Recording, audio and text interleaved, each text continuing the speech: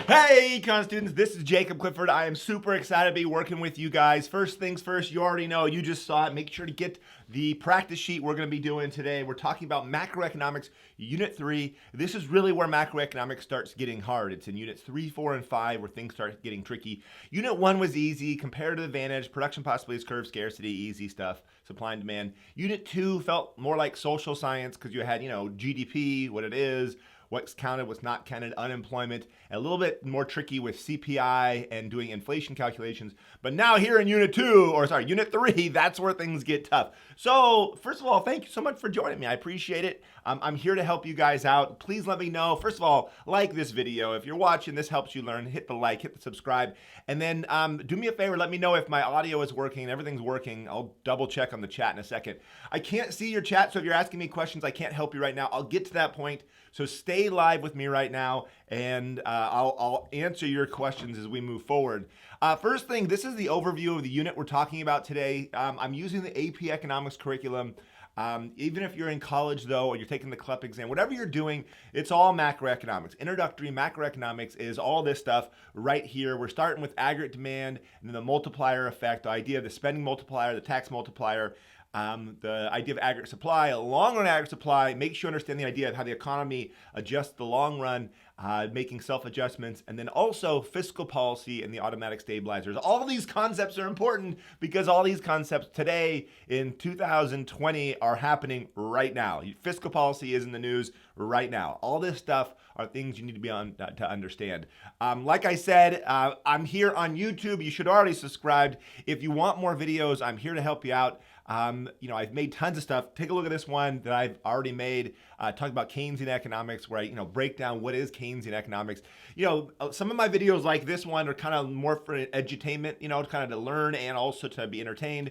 Then I have videos that are designed just to get you ready for your test. And I have all sorts of different resources for you. I've got study guides. I've got summary videos explaining the whole unit. I've got practice videos that have you practice specific skills inside units. I have graphing videos, practice for response videos, multiple choice practice tests. All that stuff is in my Ultimate Review Packet. If you haven't got the Ultimate Review Packet, first of all, if you like this video and this is helping you, then you should totally get the Ultimate Review Packet because it supports my channel. But more importantly than that, this is going to support you, right? This is going to allow you to do better in your class. So get the Ultimate Review Packet, and it's going to help you learn. So right now, we're going to jump straight into this unit really quickly. I want to make sure that you guys can hear me just fine.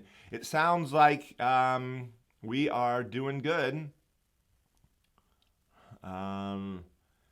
Yeah, we can hear you good. All right, here we go.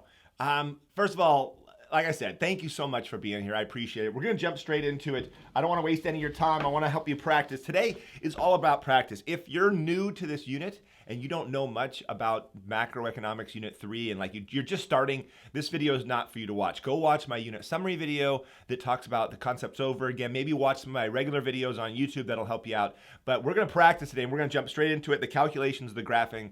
One of the things I am not doing as much as I could be is doing a lot of the graphing. We'll do a practice for response in a second. But here is the practice sheet we'll be working on today. I'm going to basically go through the answers for this thing, answer those. You should actually be ahead of me. I gave you a little bit of time so you can start filling this out. You should feel comfortable when you see these things when you see a negative supply shock or you see that we're in the long run equilibrium. So we're going to start off. So as an overview, we're going to start off with, do you understand aggregate demand supply? What shifts? Which direction do things shift? Then we'll talk more about this idea of the spending multiplier and actually not just shifting things, but how far does it shift with this multiplier effect. And on the second part, we'll do more practice with the multiplier, and then we'll finish off with the free response from 2019 AP exam, which, again, if you're in college, this is exactly what you're going to see. Your professor is going to give you the same sort of thing. This 2020 free response for this year, it's going to look a little different, but that's okay. We'll talk about that. Okay, here we go. Let's jump into it. First of all, like I said, like this video. Do me a favor. Get your paper out. Let's do this together. Let's go. Here we go. Use the graph to the right to answer the questions. What is the short-run equilibrium price level and output? Every test question starts off with the basics, and it's just, okay, do you understand what you're looking at? We are right here. So the answer is PL2, because it's price level 2, and Y2. There's your answer right there. First of all, when we talk about aggregate demand, let me go back up real quick. We're not looking at price. We're looking at price level. And I know you know this because this is not really a review. There's more practice, but just a quick overview. When we did supply and demand back in unit 1, it was price and quantity. Now it's price level because we're not looking at the price of one product. We're looking at the price of all products. So a general level of prices, higher price level means more inflation. And then down here, this is key, GDP, it's the total output. Currently, Y3 is where the long run aggregate supply is. This is where we want to be. That's full employment. We're producing some amount less than that. So you can tell just by looking at this, we're in a negative output gap. Now that terminology might change depending on your teacher, your professor, what class you're in. A negative output gap might also be called a recessionary gap, but it's still the same idea. We're in a recessionary gap. The economy is not doing well.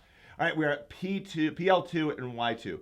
Identify the short-run equilibrium price level and output if consumer spending fell. Okay, so if consumer spending fell, what's going to shift?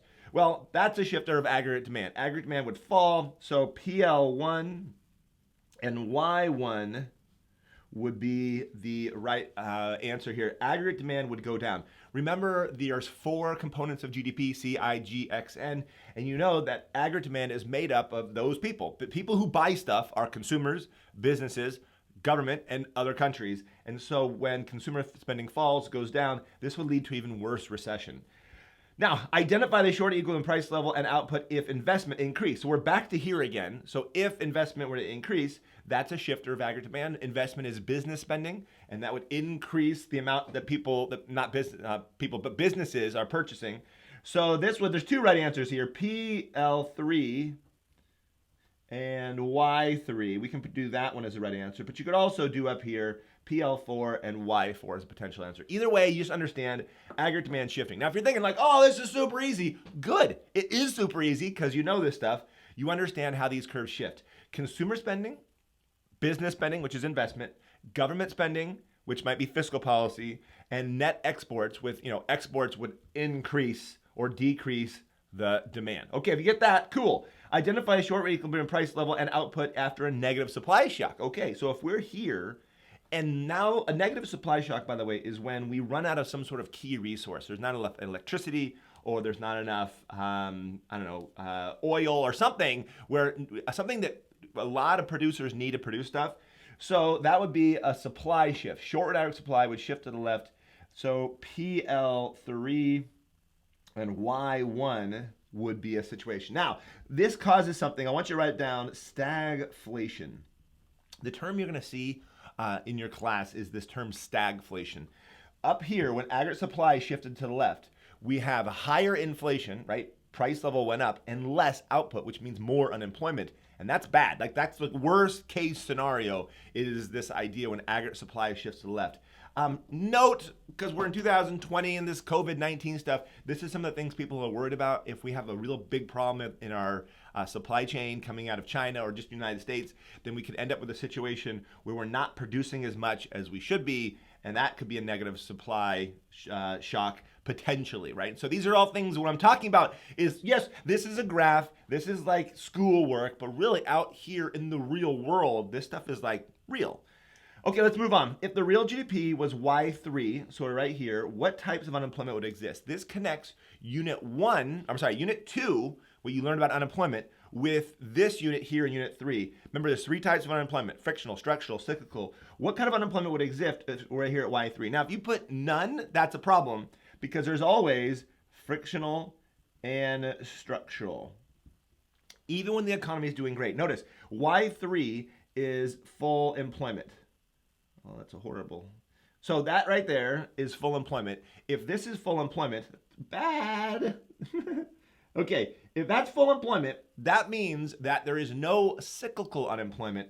So we'd have frictional and structural, even when the economy is doing great. Even out here, let's say we're producing an aggregate demands out here, we'd still end up with a situation where we have a certain amount of frictional and structural unemployment. People are between jobs, and people have lost their jobs because machines do it better or because those skills are obsolete.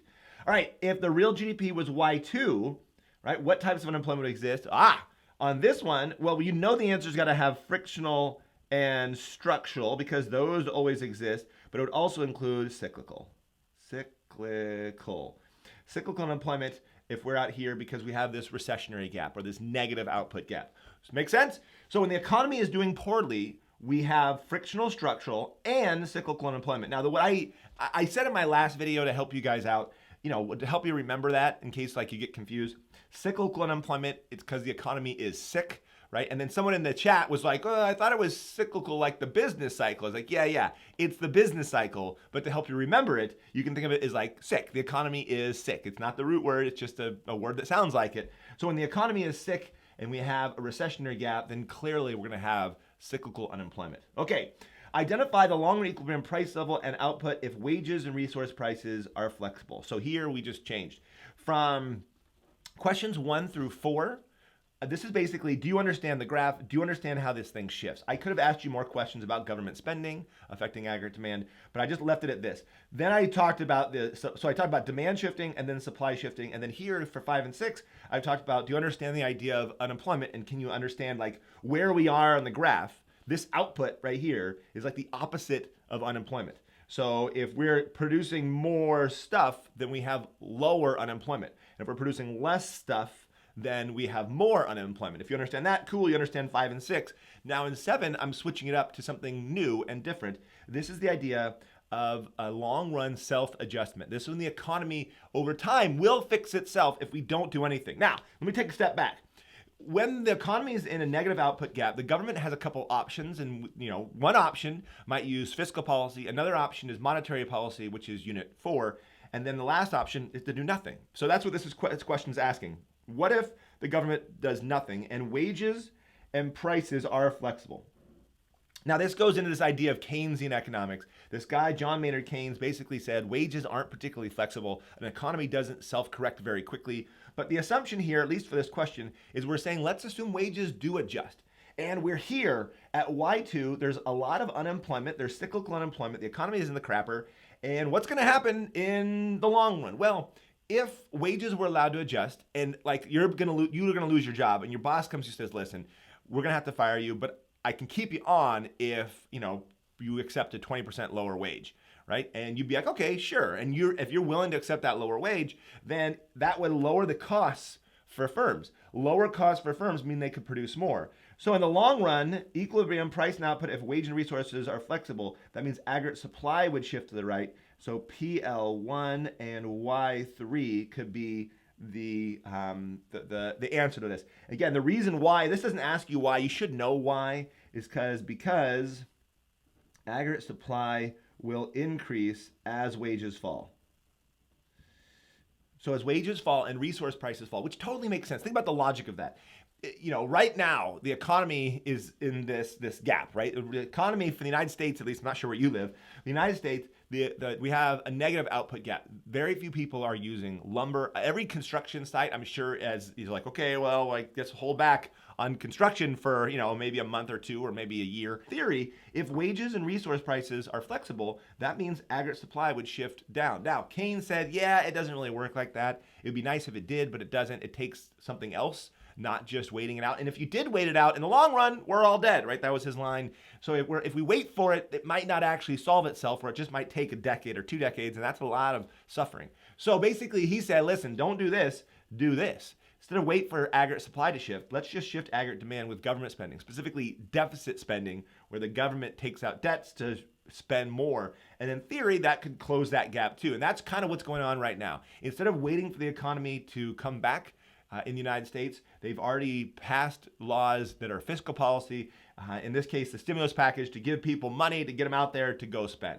Now, that said, let's go jump into here. 8, assume wages and resource prices are flexible and the economy has reached long-run equilibrium. All right, we've changed it up. Now it's saying that wages have changed, so we are now here. So what happened in number 7 is actually taken place. And so we're here. Assume wages and resource prices are flexible. What would be the long-run equilibrium output if there was now an increase in consumer spending? So now that we're here, so ignore this other stuff. Now we're here, we're at full employment, the economy self-corrected. If there's an increase in consumer spending, we already know, because you know the answer up here, to number 2. If increased government spending, aggregate demand would increase. So you might think, the answer is going to be Y4. But the question says, and this is key, and this is why macro gets confusing, is long run. The word long run really matters. Like the word short run or long run, like that totally matters. The long run equilibrium output if there was an increase in consumer spending? Well, the answer is Y3. In the long run, we're going to stay at the long run. That's why this is the long run. The long run aggregate supply curve is vertical because that's where we're going to end up. When the economy, aggregate demand increases because of consumer spending, eventually prices start going up because that's what this graph says. Prices start going up. We've had more inflation, and as inflation occurs, that means that people are going to want higher wages, and people are going to start bidding up the price of lumber, and that causes aggregate supply to shift to the left. This is the opposite of what we saw earlier. Earlier, the economy self-corrected, and it was, there was a recessionary gap. Aggregate supply shifted to the right. In this situation, when there is an inflationary gap, aggregate supply is going to shift again, except the other direction, and put us back in the long run. In other words, and if you're confused, don't be confused. I made videos that cover all this concept. Just understand, in the long run, we're going to be at Y3. This is the long run output that's going to occur. If we had a recession, the economy self-corrects. If we have an inflation, the economy self-corrects, and we'll be back at the long run. Unless, of course, this curve shifts, which it does. That's economic growth. That's in Unit 5. So we'll get there when we get there. All right, so that was the answer, was Y3. Now, if that makes sense, I hope you feel comfortable with this idea. You're going to see it again. So right now you're like, I don't know. You're going to see it, this free response we're going to do in a minute. But I'm switching gears over here and talking about the multiplier. Let's make sure you understand there's several equations you need to know in macroeconomics. In the last video, I actually started making an equation list. So labor force participation rate, unemployment rate, GDP deflator, CPI. These are all things you have to be able to calculate. If you have that, grab that list and let's keep adding to that list, and you can write down more equations that you need to know. The most important equation you got to know here, and I'm not sure exactly where to write it, so I guess I'll write it on the bottom, is the spending multiplier. The spending multiplier, actually, you got to know the marginal propensity to consume. 1 equals the marginal propensity to consume plus the marginal propensity to save. Now, I haven't jumped into these questions yet, but you should recognize when I say MPC, MPS, they're big ideas. If you found $100 on the ground, right, in let's say a week's time, how much of that $100 would you spend and how much would you save? Because there's only 2 things you can do with money. You can either spend it or save it. So how much you spend is your marginal propensity to consume, and how much you saved is marginal propensity to save. And unless you're going into debt, this has to equal to 1. So if I save 20% of it and I spent 80% of it, this would all equal 1, because that's all you can do is 2 things with new income coming in. The marginal propensity to consume and save. Now, you feel comfortable with that, then that's important because you need to know the multiplier, the spending multiplier, is 1 over the MPS. This is not new to you. You know this stuff. But these are 2 new equations you got to make sure you know. We're going to be using this one over and over again. Just remember, when we're trying to figure out, back up, multiplier effect, I made a video talking about it. You should watch that video. When one person spends, that becomes somebody else's income, then that person spends, and that keeps happening over and over again. So initial change in spending of $100 doesn't stay $100 in the economy. That's somebody else's income. Somebody holds a portion, spends some. Holds a portion, spends some. That keeps happening over and over again. So $100 becomes more. How much more? Well, it depends on how much people save and how much people consume. If people consume more, then the spending multiplier is going to be bigger. That's going to become $100 become more and more money if people spend a lot. If people save all of it, if people save every single dime, you find $100 in the street, I'm not going to buy nothing, I'm just going to save it. That $100 does not get multiplied in the economy at all. So $100 remains $100. So the spending multiplier in that case would be 1. Okay, that makes sense. All right, so let's jump in to start using some of those equations. This first question is actually surprisingly hard. If you already got it, awesome. If you feel comfortable, awesome. First of all, we have to use the graph. I want you to notice this does look a little bit different than the one you saw up here, and that's okay. They're both showing a negative output gap. Depending on your teacher and your professor, they might draw the short aggregate supply more curvy like this. Keep in mind, if you are confused, don't be. Really, if you just think of like this section right here, where the short aggregate supply is upward sloping, that's this section. So technically, this does flatten out like this, and it does eventually start going vertical like this. For reasons maybe your teacher didn't explain, but really this is called the intermediate range. The short aggregate supply does go up, it's upward sloping.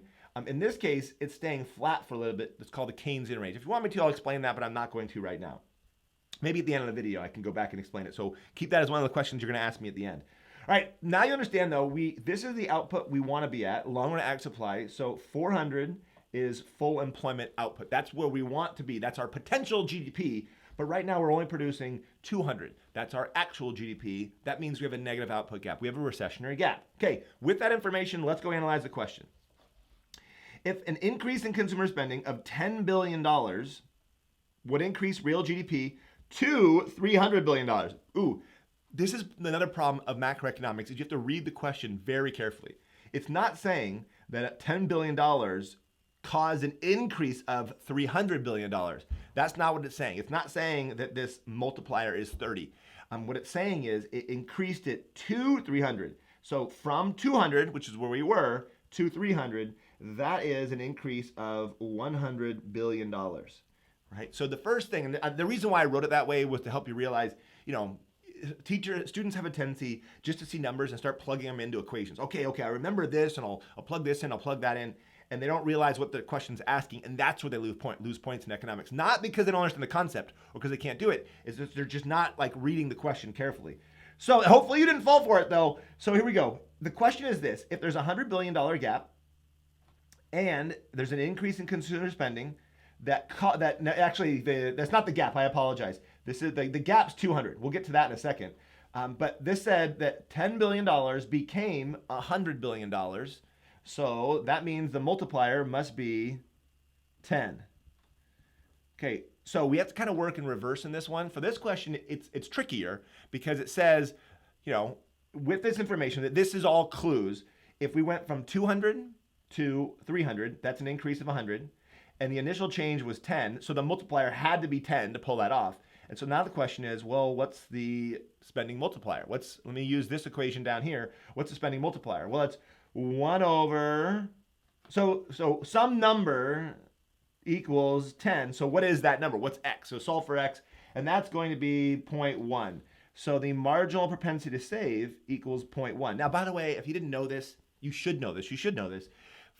Depending, in the AP test for sure, your high school class for sure, maybe in college they'll give you weird numbers, but really there's only a very few numbers they give you for the multiplier effect. It's usually always the same numbers. I'll give you the list in a second, but let's go back to this. You do the calculations, you find out that the multiplier, the marginal propensity to consume is 0.1. That's to save is 0.1. That's important because the question's asking you for the marginal propensity to consume. So now that you've done this, you got to go back to this equation. And maybe you don't even need the equations. Maybe you understand the concept well enough that if people are saving 0.1, the marginal propensity to consume means they have to be spending 0.9 or 90%. That is your answer. So if you left it at 0.1, sorry, you were wrong, incorrect, I apologize, but you just weren't reading carefully enough. And that's the thing that matters in the econ classes, those little tiny details. Marginal propensity to consume is 0.9. Why? Because people had to save 0.1 because the multiplier is 10. Because 10 times 10 times the multiplier applies. This applies to when we talk about anything that's going to shift aggregate demand, consumer spending, government spending, investment spending. Each one of these things has a multiplier effect. So, and net exports too. Now we're going to switch multipliers. Over here talks about, no, the next one, so I'm sorry, I was ahead of myself. So this was a tricky question, by the way. This question 9 was asking you, do you understand all of these equations? Can you put them all together? Question 10 and 11 are talking about fiscal policy. Now, back up real quick. When the economy is doing poorly, the government can do monetary policy, fiscal policy, and wait and do nothing. We already said what wait and do nothing looks like. Fiscal policy involves basically two things. I added a third one. So government spending, right? So government can spend, buy bridges and machines and tools. They can buy bridges and schools and they can go spend, or they can do transfer payments, which they can give money to you in form of just check, and then you can go spend. So that would increase consumer spending. And then the last one, they could cut taxes. They say, oh, you owe us a certain amount of money. Well, you don't owe us that amount anymore. So that's this idea we're going to get to with a tax cut. So let's go here. Here we go. Assume the marginal propensity to consume is 0.8. This is key information. So if the marginal propensity to consume is 0.8, you use this equation and find out the marginal propensity to save is 0.2. And so the multiplier is 1 over 0.2. And so the multiplier is 5. Now is a good time to remind you, so I will. When we talk about the, your teacher, multiplier questions they give you, you got to understand that the multiplier usually has the same numbers. So marginal propensity to save of 0.1 or 0.2 or 0.25 or 0.5. You should understand. I mean, for me, I don't even bother doing the calculations or writing out the equation more. It's just I just memorized it. A marginal propensity to save, it creates a multiplier of 10. Of 0.1, 10. 0.2 creates a 5. 0.25 creates 4, and this one creates 2. Pretty much those are the only ones they're going to ask you on the AP test because they're the ones that are whole numbers easy to calculate. So if you see a marginal propensity to save of any of these, you know, the key though, I want you to see this. As people save more, that means the multiplier gets smaller. Did you get that? I'll say it again. As people save more, people are saving more. That's what this is saying. Zoomed in. People save 10%, then they save 20%, then 25%, then they save 50%. As people save more, the multiplier effect becomes weaker and weaker and weaker. All right. Notice this is the multiplier for the spending multiplier. Consumer spending, government spending, investment, net exports. It is not the tax multiplier. That's a different concept, which we're going to do in a second. All right. I haven't answered the question yet. We're getting close, though. Okay, back to here. The question says, what is the least amount the government could spend to close the gap, basically, to get real GDP from 200 to 400? Now, we know the gap is $200 billion because the graph said so. The only reason you need the graph is to figure out, well, how much are these gaps in the first place? So you didn't even need, in fact, the test a lot of time will just leave out this graph entirely. I just wanted to see if you could use the graph to get the information off the graph. This gap is $200 billion. That's how much we want. Ignore this stuff. This is the old question, so I'll get rid of that. This is how much we have, we're trying to close this gap by. This is how much we're producing. This is what we want to be able to be producing.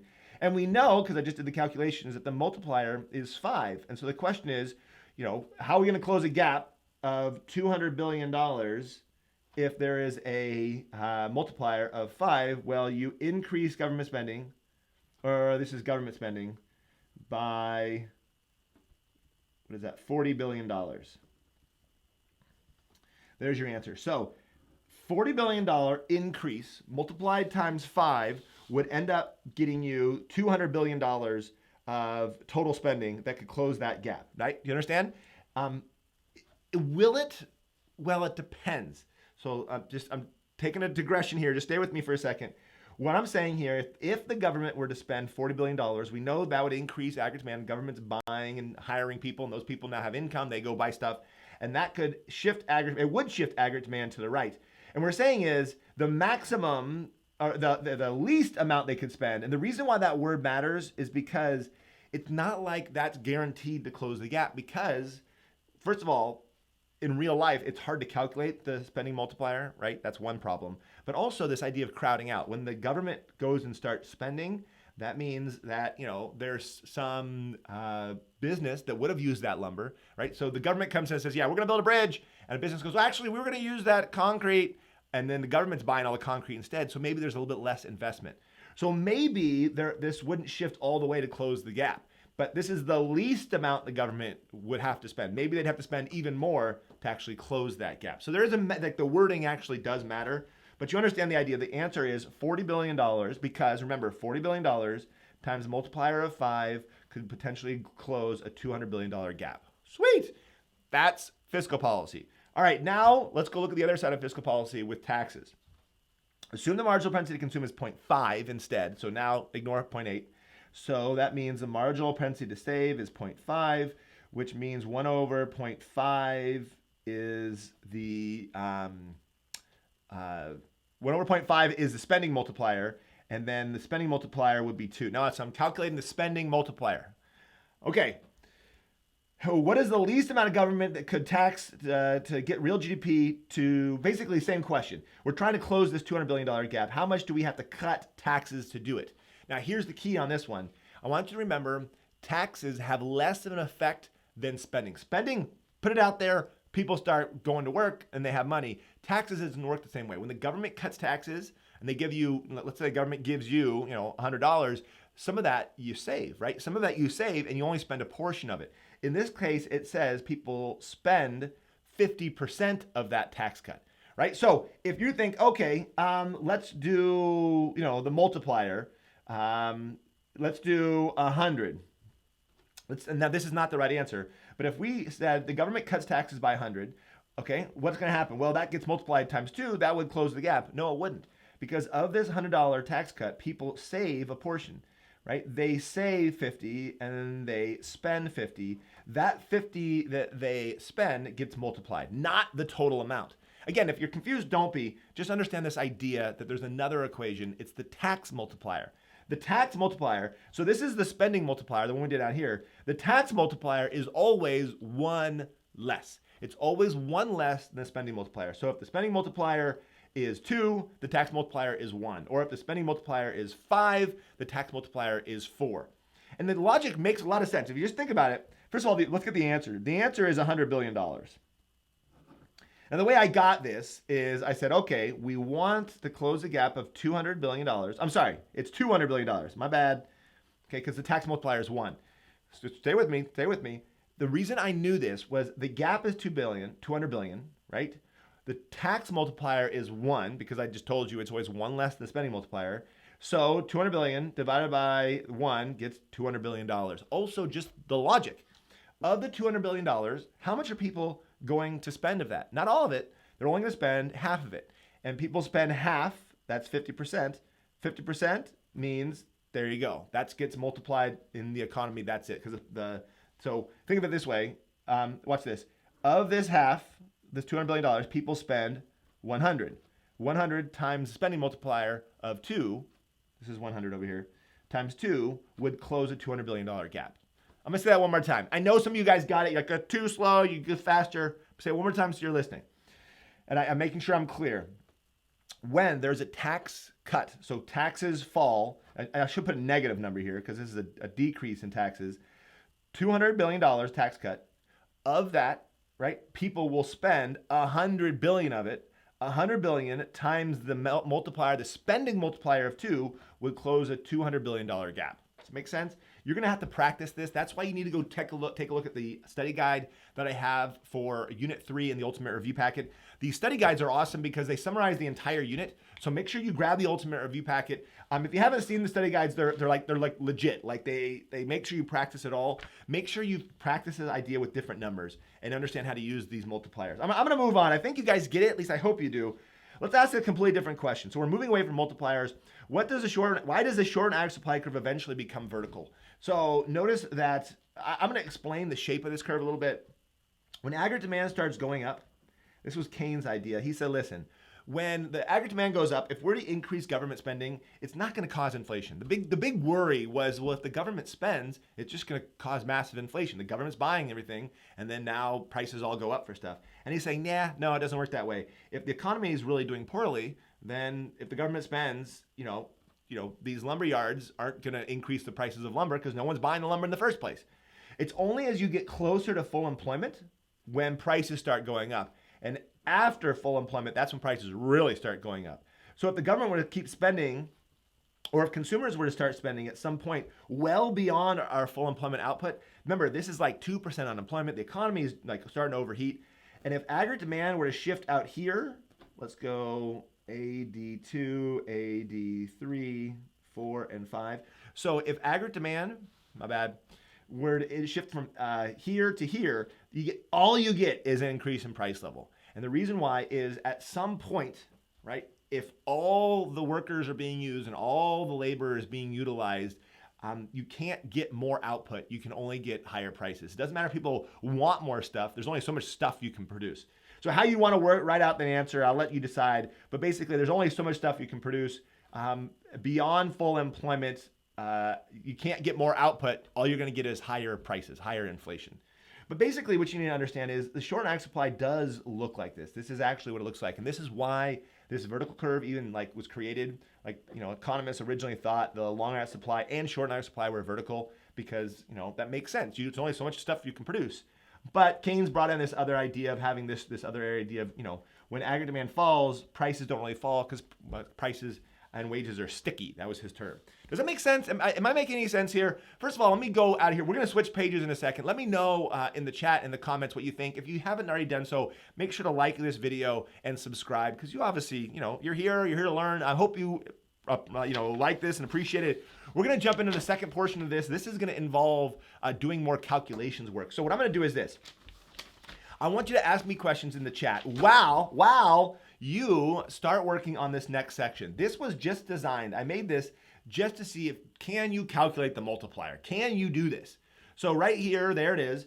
For questions 13, 14, 15, and 16, I gave you some blanks, and you have to fill in the blanks. If you can do this, then you totally understand how to calculate the multiplier. There's no tax multiplier stuff in here at all. So it just says, fill out the chart for MPC, MPS, simple spending multiplier, and the maximum change in spending that can occur as a result of the following changes. Maximum change. So ignoring crowding out, ignoring other factors that would cause maybe the change to be a little less. So you go ahead and start working on those. Start filling that out. I'll go take a look at the chat. You can let me know what your questions are. Someone said this is great. I appreciate it. Someone said that the study guides are great. Hopefully they are helpful for you. Yeah, you guys are doing great. Yeah, someone said because of full capacity was a great answer to question 12. That's actually better wording than what I said. So yeah, the economy is at full capacity. Once you're beyond full capacity, you can't get more output. You're just gonna get higher prices. So yeah. Again, I'm reading through some of your chat information. Looks like you guys all stopped because you're working on these, which is good. That's good. So one of the things I want you to watch out for is make sure you identify if it's up or down. So is it positive or negative? That's kind of super important if you think, total spending or total change in spending is going up or going down. Also, someone asked about elasticity. I covered elasticity in my last video. Now's a good time to mention that I'm making videos all through April. Microeconomics is Monday. Macroeconomics is Wednesday. Please be here for Friday because I do case studies. In fact, this Friday, I'm doing a case study talking about macroeconomics. You definitely want, it's like more like the practical application of economics. This right here is like this is the academic, bookwork, classroom sort of side of economics as opposed to the practical application stuff. Did I spell vertical wrong? Is that what you're saying right there? Yeah. Okay. Hey, Mr. Clifford, thank you for going and doing these live streams. They're very helpful. Thank you for letting me know that. I'm glad it's helpful. Okay, I'm going to jump back into this stuff. All right, here we go. Yeah, someone asked if the graph, the Y was shaped the way it did, had anything to do with elasticity. It did not. It's not elasticity. That's not the idea. You wouldn't call it perfectly inelastic. That's not really a term that's used necessarily in macroeconomics. I'm jumping straight into these calculations. So let's do this. Let's see if you understand how to do this. All right, here we go. So first of all, these are the same equations we just did on the other page. You know that 1 over the marginal propensity to save equals the multiplier, and 1 equals the marginal propensity to consume plus the marginal propensity to save. So just those equations alone help you understand the idea. And you understand that an initial change in spending times the multiplier gives you the total change. So this number times these numbers is going to be this number. All right, marginal propensity to save is 0.2 because 0.8 plus 0.2 is going to equal to 1. 1 over 0.2 is 5 is the multiplier. So this would be an increase, positive sign of $500 is the answer to number 1. Okay, for the next one, this is a decrease. So now I have the marginal propensity to save. So this must be 0.9 is the marginal propensity to consume. And 1 over 0.1 gives you 10. So this is a decrease of $1,000. There it is for this one. Now, I'm going quick, but you notice I kind of just covered this idea with this.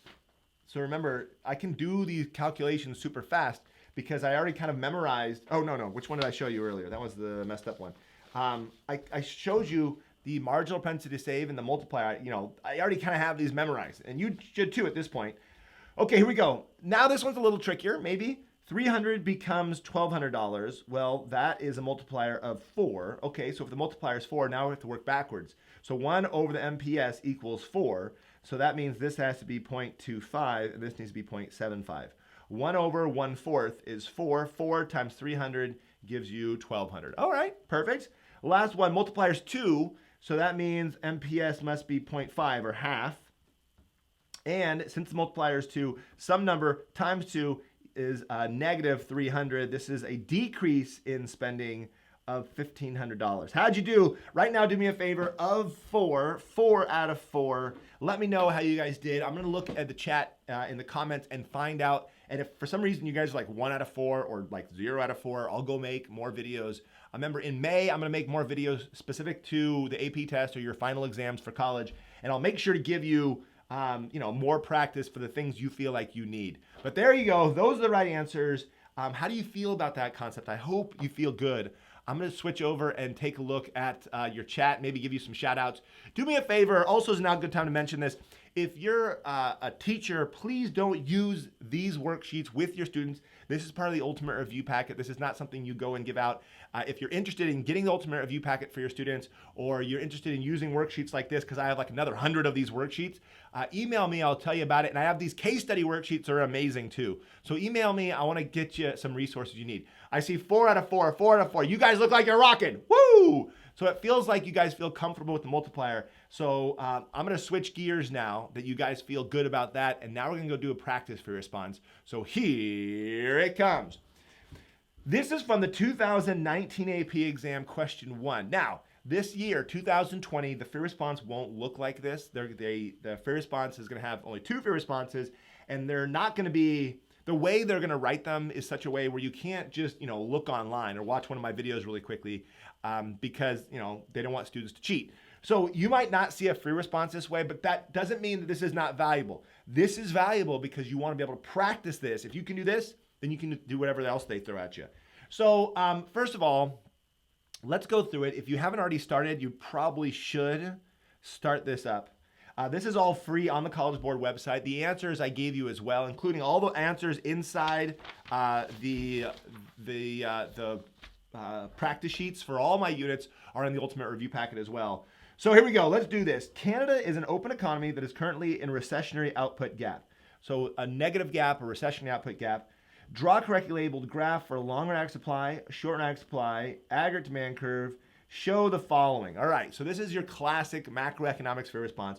Where is the economy? Can you draw it? So most free responses on the AP test start exactly like this. So you've got GDP real, you've got price level, you've got aggregate demand, you've got the short-run aggregate supply. Now the question is, where is the long-run ag supply? Right? So the long-run ag supply, where is that? Well, there's only 3 places. It can go down the middle, which we know that's not going to happen. It can go to the left, and it can go to the right. There's no like 4th place. It doesn't like go sideways or whatever. It's got to be here, here, or here. So which one is it? Well, it's got to be here. Now, I don't know if this helps you. One teacher once told me that, if we're a recessionary gap, the vertical curve is to the right. So if that helps you, cool. If it doesn't, that's okay too. But this is the idea that this is where we want to be. This is the quantity full employment, which they're asking to label YF. If you didn't know what AP stands for answer the prompt, right? So make sure to answer exactly what they want. So don't bring in extra stuff. Don't write Y full employment. This is also the idea of natural rate of unemployment, where full employment has frictional and structural unemployment. I'm not sure I'm talking like this, but I'm a kid. Yeah, so you wouldn't want to be that person. Just give them the information they want, what they ask for, and that's all. For here, current equilibrium real output and price level, they're asking for the output, which is here at Y1. And over here, over at PL1. That's what they wanted. The actual answers, I got them here for you. I'll cover everything that you can't see yet. Here's where they said this was out of, by the way, I want to point out really quickly, there's a D and an E section of this free response that I took out because it was about monetary policy, and that's Unit 4. We're not there yet. And foreign exchange, which is Unit 6, and we're not there yet. But this is a good practice for response anyways, because it's going to have you practice that tax multiplier. Here's what they said points-wise. 1 point earned for showing labeling the downward sloping aggregate demand, upward sloping short run supply curve, and having PL and Y. So if you just had this, you'd get a point. If you understand there's also the vertical long run supply labeled Y1, you get another point. Yeah, that's easy. You get it. 2 points of this thing. 2 points out of the 1, 2, 3, 4, 5, 6. 6 points available right here. So a third of the points coming from just can you draw the graph. Again, for year 2020, it's probably not going to be this simple because this could be something you just go yank off the internet. It's probably more calculations, more things involving showing your work. In fact, questions like this, explain how the economy will adjust. That's the sort of questions they're going to ask because that's harder to go search online. And if you did search online, just copy your answers or like word for word, they can know if you're plagiarizing.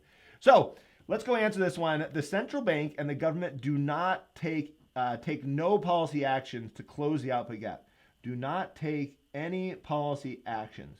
We literally just did this at the top of the video. In the beginning of the video, we talked about the government can either do government spending, right, which would shift aggregate demand with fiscal policy, or cut taxes, that would shift aggregate demand, or monetary policy, unit 4, which should shift aggregate demand, but they decided to do nothing. So in B, says explain. Now, anytime you see on your test the word explain, make sure to fully explain the idea.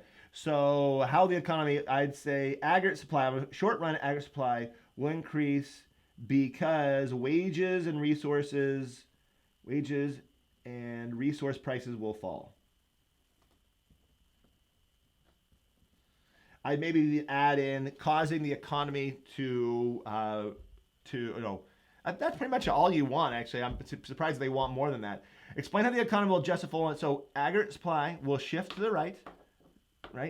And you can even write shift to the right, will increase or shift to the right because wages and resource prices will fall. Now, obviously, don't write because this way. I'm just doing this because I have horrible handwriting because I'm trying to go quick here. But fully explain that concept out. And then it says on your graph, show how the economy adjusts in the long run. So you would draw that shift, short run aggregate supply, 1, and then it doesn't ask you for like a price and quantity, but you could put it in here, PL2 and Y2, whatever, but they didn't ask for it. Let's see if that gets you the points. There's 2 more points here. Here's what they said.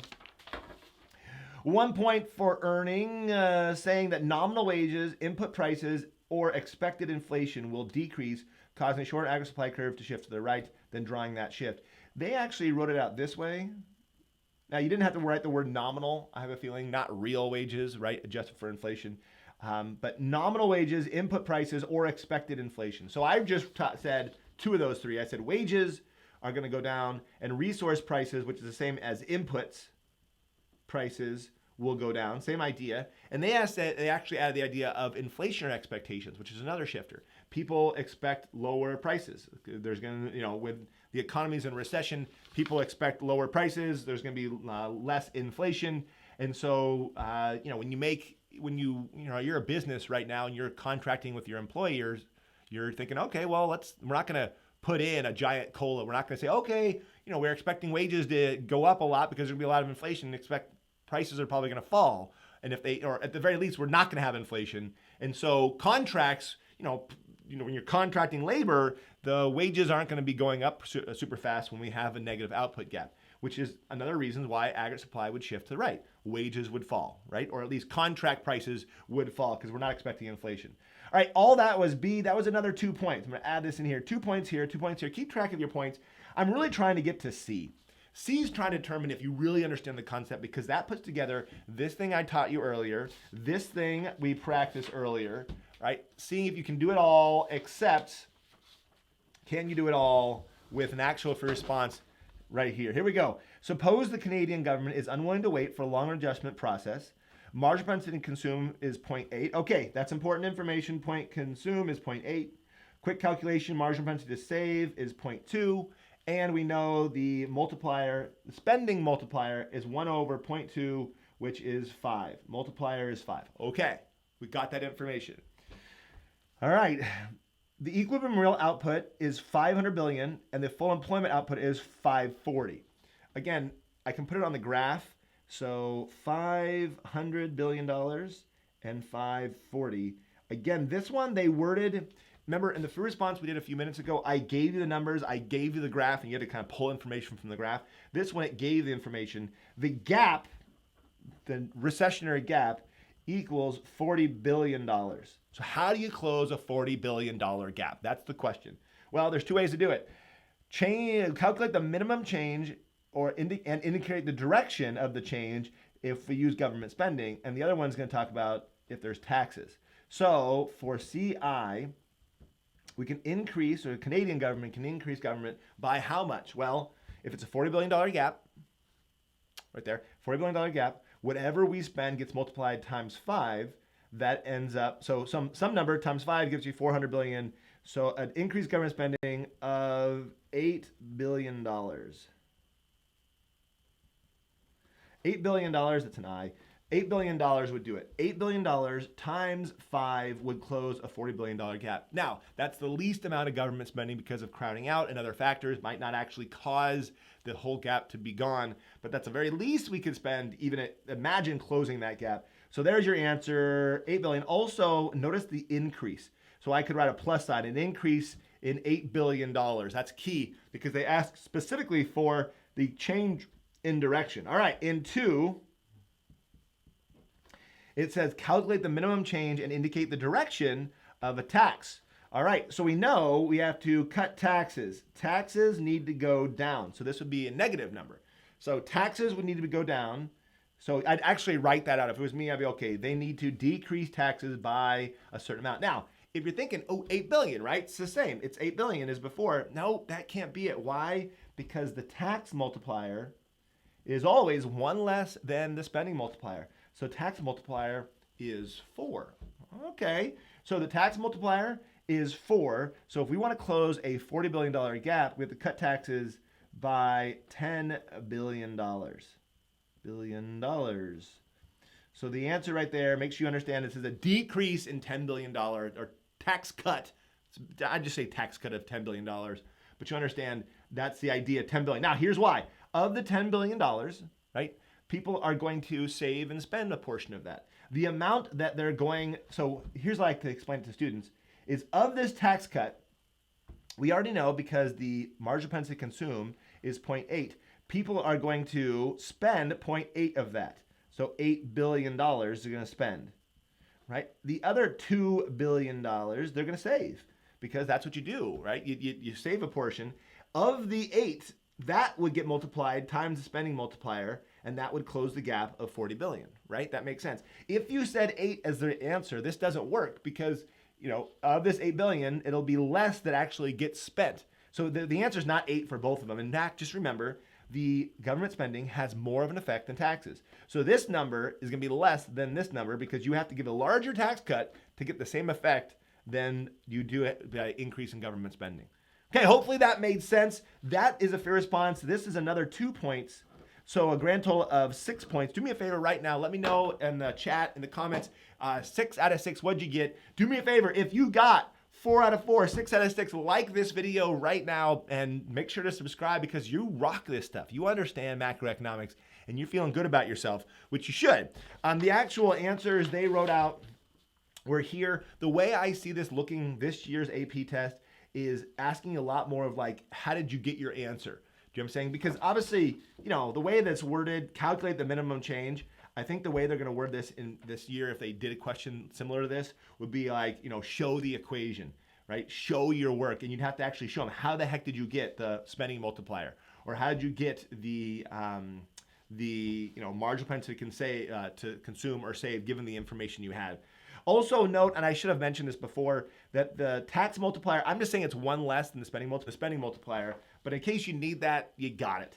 Okay, let me go take a look at how you guys did in the chat. It looks like people did well. For the most part, it seems like you guys did well. Someone asked, do you think many people will cheat, which will cause other people to cheat as well? You know what?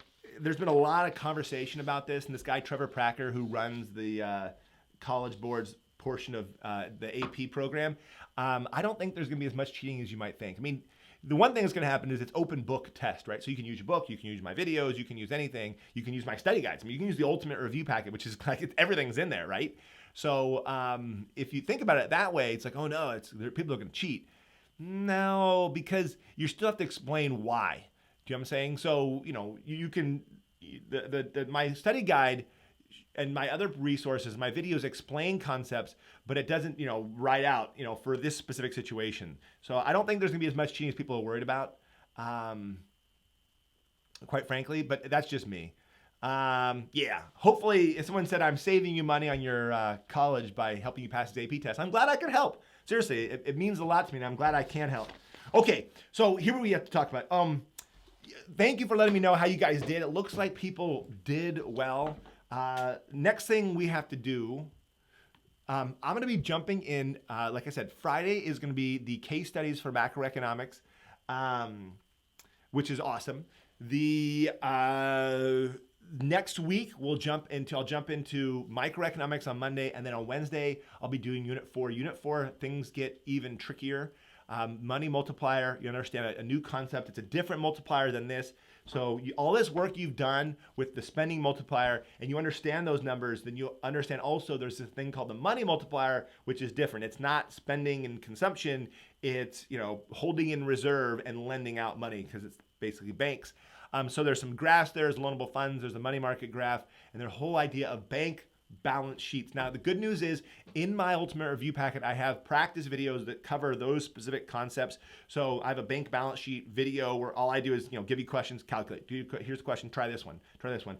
At this point in your class, it's time to practice. I don't think any of you are watching this video thinking oh, I'm learning this for the first time. You're here to practice, and that's about the only thing you can do in preparation for an AP exam or your final. It's just to practice. Anyways, all that said, thank you so much for hanging out with me. Again, if you're a teacher, send me an email. I want to get you some more resources. Please don't use this resource with students in future years. Take a look at the Ultimate Review Packet if you didn't do this. I'm going to hang out in the chat section and answer some of your questions. Of course, I'm available anytime you need on Twitter. Let me know, how I can help you guys. I'm going to make more videos as we move into May, particularly getting ready for this year's AP test. I'll give you some strategies and give you some more resources to help you out. But thank you so much for hanging out. If there's anything that you need to help you learn and love economics, I'd absolutely love to help you, because this is what I love doing. This is the best thing in the world for me. Anyways, thanks so much for watching my videos. You know what I'm going to say? Until next time.